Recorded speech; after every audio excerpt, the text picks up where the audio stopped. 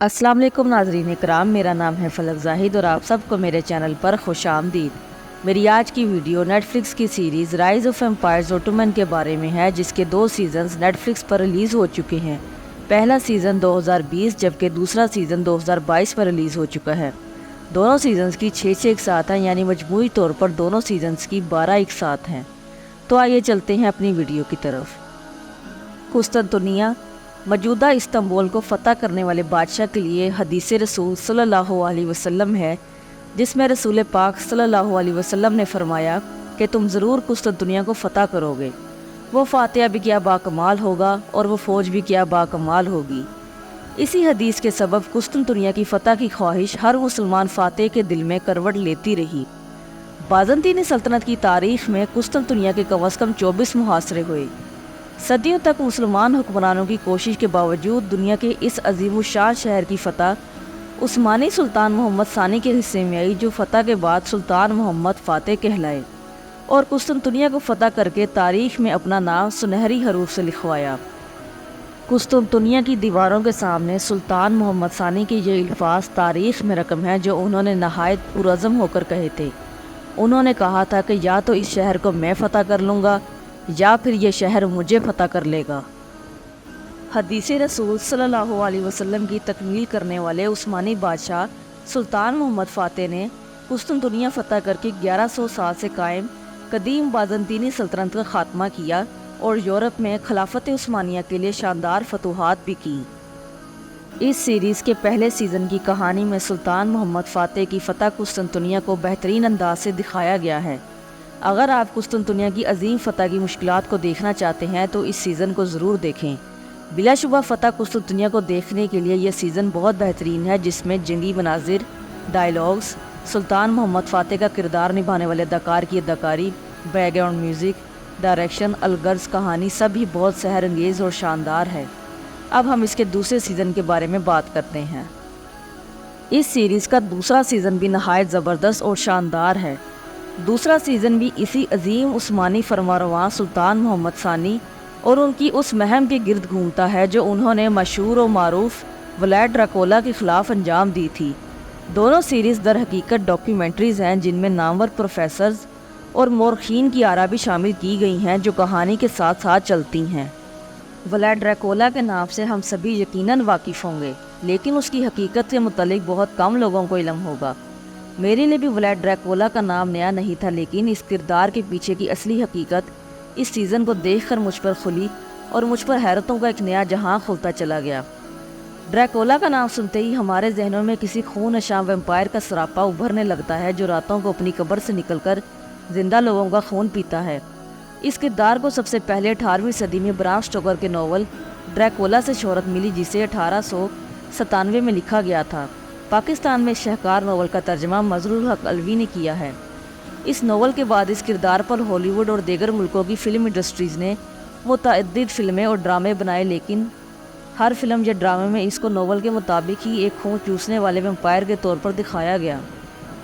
ناظرین کرام، آپ کو یہ جان کر یقیناً حیرت ہوگی کہ یہ کردار یعنی ولیڈ ڈریکولا کوئی فرضی کردار نہیں ہے، بلکہ 15ویں صدی میں تاریخ کا ایک نہایت سنگ دل، سفاک، ظالم اور جابر جنگجو گزر چکا ہے، جو ولیہ موجودہ رومانیہ کا شہزادہ تھا، جس نے سلطنت عثمانیہ میں سلطان محمد فاتح کے والد سلطان مراد دوم کے زیر سایہ پرورش پائی تھی۔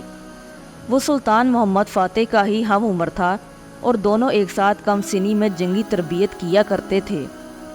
ولیڈ ڈریکولا کو اس کے والد نے سلطان مراد دوم کے پاس اپنی وفاداری کی ضمانت کے طور پر اس کے چھوٹے بھائی راڈو کے ساتھ عثمانیوں کے پاس بطور قیدی چھوڑ دیا تھا۔ ولیڈ ڈریکولا کا باپ ایک چھوٹی سی ریاست ولیہ کا شہنشاہ تھا، جو اس وقت کی 2 بڑی سلطنتوں یعنی ہنگری اور عثمانیوں کے درمیان آتی تھی۔ سلطان مراد کو اس کی وفاداری پر جب شک ہوا کہ ولیڈ ڈریکولا کا باپ ہنگریوں کے ساتھ مل کر مسیحی لشکر میں بطور کمانڈر شمولیت اختیار کر کے عثمانیوں کے خلاف جنگ کا ارادہ رکھتا ہے، تو اس سے باز پرس کی اور اس نے اپنی وفاداری کا یقین دلانے کے لیے اپنے دونوں بیٹوں کو سلطان کے تسلط میں دے دیا۔ لیکن ولیڈ کے باپ نے پھر بھی غداری کی اور اپنے بیٹوں کو ہمیشہ کے لیے چھوڑ دیا۔ جس کے جواب میں سلطان مراد نے بچوں کو قتل کرنے کی بجائے ان کی تربیت کرنا جاری رکھا تاکہ مستقبل میں ان سے ضروری کام لیے جا سکیں۔ ناظرین کرام، ولیڈ ڈریکولا پر بنائے جانے والا یہ اب تک کا پہلا سیزن ہے جس میں اسے کسی خون نشان ویمپائر گروپ میں نہیں دکھایا گیا، بلکہ اس کی زندگی کی اصلی کہانی کو نہایت شاندار طریقے سے فلمایا گیا ہے۔ اس کے جذبات اور احساسات کی خوب ترجمانی کی گئی ہے کہ وہ کیا وجوہات تھیں جنہوں نے اس کے ذہن اور نفسیات پر برے اثرات مرتب کیے تھے، اور عثمانی محل میں ہر طرح کی آسائش اور سہولت ہونے کے باوجود وہ خود کو عثمانیوں کا قیدی محسوس کرتا تھا، اور اس کے دل میں ان کے لیے سخت نفرت پلتی رہی جو جوانی کی عمر کو پہنچنے تک انتقام کا روپ دھار گئی۔ کامسینی میں اس کا باپ انہیں سلطان کے پاس اپنی وفاداری کی ضمانت کے طور پر بطور قیدی چھوڑ کر پھر بھی غداری کا مرتکب ہوا تھا، جس کے باعث ولیڈ ڈریکولا کا ہر رشتے سے اعتبار اٹھ گیا تھا۔ اس نے ایک لمبا عرصہ اپنے گھر، اپنے وطن سے دور عثمانی محل میں زندگی گزاری جس پر وہ خوش نہیں تھا، اور انتقام کے منصوبوں پر غور کرتا رہتا تھا۔ اس کے برعکس ڈریکولا کا چھوٹا بھائی راڈو سلطنت عثمانیہ کا وفادار رہا اور سلطان محمد کو اپنا بھائی اور اپنا خاندان سمجھتا رہا۔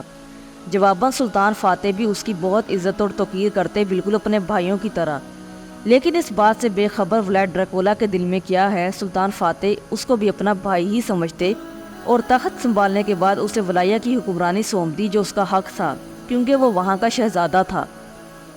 تخت پر براجمان ہوتے ہی ولیڈ ڈریکولا نے بغاوت کا آغاز کر دیا اور عثمانی سرحدوں پر حملہ کر کے 20,000 ترکوں کو قید کیا اور انہیں نیزوں پر چڑھا دیا، اور سلطان کی جانب ایک مکتوب ارسال کیا جس میں اس نے لکھا: ہم نے 23,884 ترکوں کو مارا ہے، ان کی گنتی کیے بغیر، جنہیں ہم نے ان کے گھروں میں جلا دیا یا جن کے سر ہمارے سپاہیوں نے اتارے۔ ولیڈ ڈریکولا عثمانی سلطنت کو خراج یعنی ٹیکس پہلے بھی ادا نہیں کرتا تھا، لیکن اس خط کے بعد اس کے اور عثمانی سلطنت کے درمیان باقاعدہ طور پر امن معاہدہ ختم ہو گیا۔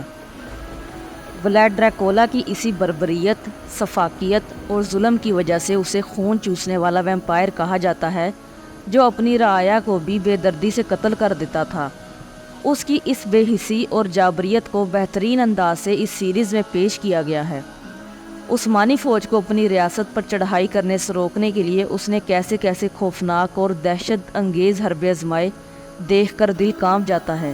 حتیٰ کہ عثمانی فوج میں بھی یہ افواہیں گردش کرنے لگی تھیں کہ ولیڈ ڈریکولا کا علاقہ اسیب زدہ ہے۔ ولیڈ ڈریکولا کو ولیڈ دی امپیلر یا پھر امپیلر لورڈ بھی کہا جاتا ہے، جس کا مطلب ہے میخے گاڑنے والا۔ اس کو اس فن یا اس قسم کی سزا دیے جانے میں مہارت تھی۔ وہ نیزوں کو انسانی ٹانگوں میں سے گزار کر کمر سے اس طرح سے نکالتا تھا کہ کسی بھی حساس عضو کو نقصان نہیں پہنچتا تھا، اور انہیں کھیتوں میں موجود اس پتلے کی طرح ٹانگ دیتا تھا جنہیں پرندوں کو خوفزدہ کرنے کے لیے لگایا جاتا ہے۔ یوں ایک انسان فوراً موت کی آغوش میں نہیں جاتا تھا، بلکہ سسک سسک کر شدید کرب اور اذیت میں اپنی جان آفرین کے سپرد کرتا تھا۔ ناظرین کرام، ولیڈ ڈریکولا کے متعلق تاریخ میں بہت سی عجیب و غریب باتیں منسوب ہیں۔ مثال کے طور پر کہا جاتا ہے کہ وہ اپنے دشمنوں کے خون میں کھانا ڈبو کر کھاتا تھا۔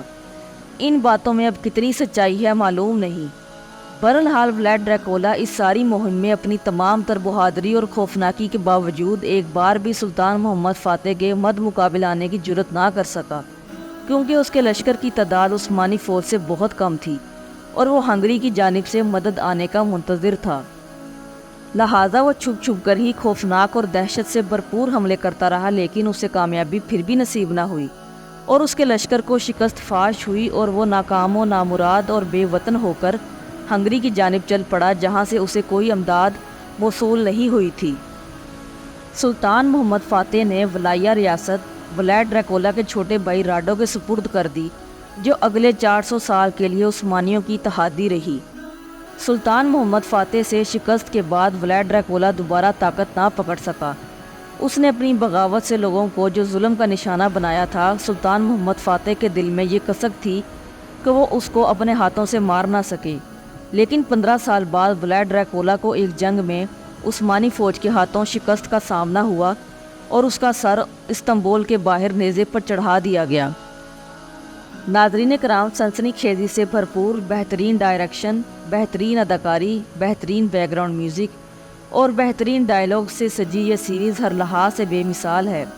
تاریخ کی منفرد کہانی کو پیش کرتا یہ تاریخی ڈرامہ آپ سب کو ضرور دیکھنا چاہیے۔ ناظرین کرام، یہ تو تھی میری آج کی ویڈیو۔ آپ سب کو میری آج کی ویڈیو کیسی لگی مجھے کمنٹ سیکشن میں ضرور بتائیے گا۔ میرے چینل پر آنے کا شکریہ۔